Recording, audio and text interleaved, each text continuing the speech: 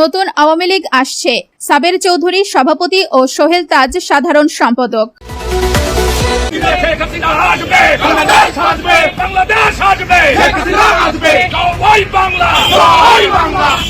শেখের বিটি কি তাহলে নতুন ইতিহাস গড়তে যাচ্ছেন কিনা? তিনি হয়তো বা নতুন কোন ইতিহাস গড়তে যাচ্ছেন। ইতিহাস তিনি গড়ে আমাদেরকে দেখাইতে পারে বাঙালি জাতিকে, যে দেখো আমি শেখের বিটি, আমার নাম শেখ হাসিনা, আমি দেখো কি করতে পারে আর কি করলাম। বর্তমান সরকার যিনি প্রধান উপদেষ্টা আছেন ডক্টর মোহাম্মদ ইউনূস, এক হাতে অনেক কিছু তাকে সামলাতে হচ্ছে। স্বাভাবিকভাবেই আওয়ামী লীগ যেহেতু ক্ষমতা হারিয়েছে, তো ক্ষমতা হারানোর পর নানানভাবে পলিটিক্যালি সরকারকে ডিস্টার্বেন্স করবে, এটাই বাস্তব। আর এই জায়গায় বিএনপি যদি ক্ষমতা হারাইতো, জামাতও হারাইতো, এরকম একদম হাতের মুঠ থেকে একটা জিনিস সরে গেল, সো এটার তো একটা জ্বালাপোড়া থাকবেই, তাই না? সম্মানিত দর্শক মণ্ডলী, আজ আমি আপনাদের এমন একটা তথ্য দিব যা শুনলে আপনারা রীতিমতো অবাক হয়ে যাবেন। আর তা হলো, বাংলাদেশের সেনাপ্রধান জেনারেল ওয়াকারুজ্জামান তিনি ক্যান্টনমেন্টের একটি মিটিংয়ে হাসানাত আবদুল্লাহ ও সার্জিস আলমকে ডেকে নিয়ে আওয়ামী লীগকে ফিরে আনার বিষয়ে তাদের মন্তব্য জানতে চাইলেন।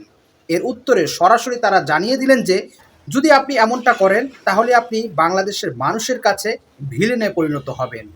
একথা শুনে জেনারেল ওয়াকারুজ্জামান বলে উঠলেন, আই কেয়ার নাথিং। কে কি বলল এতে আমার কোনো আসে যায় না।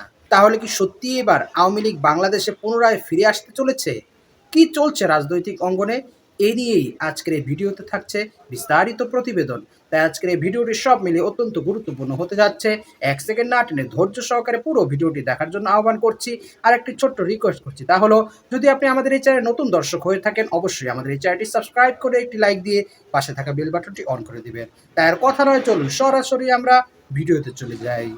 সামাজিক মাধ্যমে পিনাকি লিখেছেন, ক্যান্টনমেন্টের মিটিংয়ে সার্জিস আর হাসনাতকে যখন ওয়াকার আওয়ামী লীগকে ফিরিয়ে আনার প্রস্তাব দিল, তখন ওরা একদম ক্লিয়ার বলে দেয়, আপনি এটা করলে 5 তারিখের উল্টো ইমেজ তৈরি হবে আপনার, সারা দেশে ভিলেন হয়ে যাবেন। ওয়াকার সঙ্গে সঙ্গে উত্তর দেয়, আই কেয়ার নাথিং। কে কি বলল আমার যায় আসে না। এদিকে বড় বড় তালেবররা কয়েক মাস ধরে ওয়াকার আর কচু ক্ষেতের দালালি করে যাচ্ছে। আমি শুরু থেকেই এটা নিয়ে লড়ে যাচ্ছি। হাসনাত আর সার্জিসের 11 তারিখের মিটিং এর কথা আমি আগে জানতাম না, আজই জানলাম। কিন্তু কিছু একটা যে হচ্ছিল সেটার ইঙ্গিত আপনারা আমার ভিডিও আর পোস্টে আগেই দেখেছেন। ওয়াকার এখন পুরোপুরি আওয়ামী পুনর্গঠন প্রক্রিয়ায় ঢুকে গেছে, নিজেই সব লিড দিচ্ছে। ছাত্রদের বিরুদ্ধে চরিত্র হনন আর দুর্নীতির নিউজগুলো কোথা থেকে আসছে সেটাও একদম পরিষ্কার হয়ে গেছে। ওয়াকারকে শুধু একটাই কথা বলবো, নাটক কম করো প্রিয়। মাসুদ যেমন ভালো হয়নি, তুমিও ভালো হবা না। তালবেরগিরি কিভাবে জয় বাংলা করতে হয় সেটা 32 নম্বরে দেখিয়ে দিয়েছি। খালেদ মোশাররফও সাহস দেখাইছিল, আওয়ামী লীগ আর ফিরবে না, ফিরতে দেয়া হবে না, ফুল স্টপ। সাদিকুর রহমান লিখেছেন, আমি সরকারের কাছে অনুরোধ করব হাসনাত আবদুল্লাহ আর ওই মিটিংয়ে উপস্থিত থাকা 3 জনের ইমিডিয়েট নিরাপত্তার ব্যবস্থা করেন। এই তথ্য ফাঁস করার পর ওনাদের নিরাপত্তা নিয়ে চিন্তিত হওয়ার যথেষ্ট কারণ আছে। সোহেল তাজ কেন শেখ হাসিনাকে এত শক্ত করে গালিগালাজ করছে কিছুদিন যাবৎ, এই প্রশ্নের উত্তর আমি পেয়েছি। সবটাই ক্যান্টনমেন্টের প্রেসক্রিপশন। এই সেম প্রেসক্রিপশনে সোহেল তাজের মাও খেলেছিলেন, আওয়ামী লীগকে বাঁচিয়ে রেখে হাসিনার হাতে তুলে দিয়েছিলেন। হাসিনা এসে ওর বাপের হত্যার প্রতিশোধ নিয়েছে। সেম ওয়েতেই সোহেল তাজ এই আওয়ামী লীগ 10 বছর পর পুতুলের হাতে তুলে দেবে। পুতুল ওর মায়ের প্রতিশোধ নিতে যাইয়া আরো 3টা গণহত্যা করবে। আল্লাহর বাস্তে এই পরিকল্পনার বিরুদ্ধে দাঁড়ান। সোহেল তাজ সহ যাদের নাম এসেছে এরাও গণহত্যার পক্ষের লোক। তাপস তো পিলখানা ম্যাসাকারের সাথে জড়িত, এদের প্রতিহত করেন। আর ডক্টর ইউনূস প্লিজ চাপের কথা স্বীকার করেন জনগণের কাছে। ক্যান্টনমেন্ট যখন আপনাকে বাদ দিয়ে অন্য আরেকজনকে সরকার প্রধান করতে চেয়েছিল, তখন এই ছাত্ররাই আপনাকে রাখার জন্য জেদ ধরে বলেছিল। এই কথাটা ভুলে যায়েন না। কারো চাপে পড়েই জনগণকে এত বড় নরকের মুখে ফেলে দিয়েন না প্লিজ। সাবের হোসেন চৌধুরী সভাপতি আর বডি সোহেল সাধারণ সম্পাদক। এইভাবে আওয়ামী লীগ পুনর্গঠিত হবে।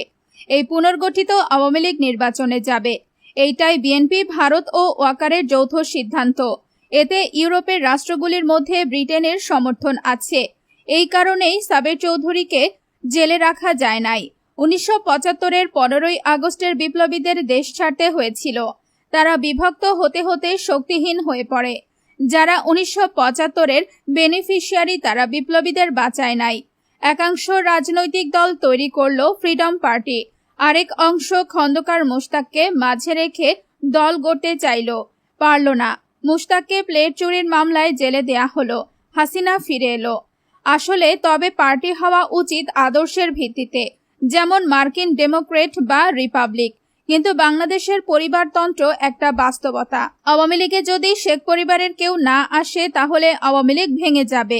শুনেছি হাসিনার পর ববিকে আনার পরিকল্পনা হচ্ছে, কিন্তু আমার মতে জয় বা পুতুলের বিকল্প না। আমার দৃষ্টিতে পুতুলের চেয়ে জয়কে আনা অধিক যৌক্তিক, কারণ পুতুলের শ্বশুর হলো রাজাকার। সুতরাং আওয়ামী লীগের মুক্তিযুদ্ধের রাজনীতি ছারখার হয়ে যাবে। অন্যদিকে জয়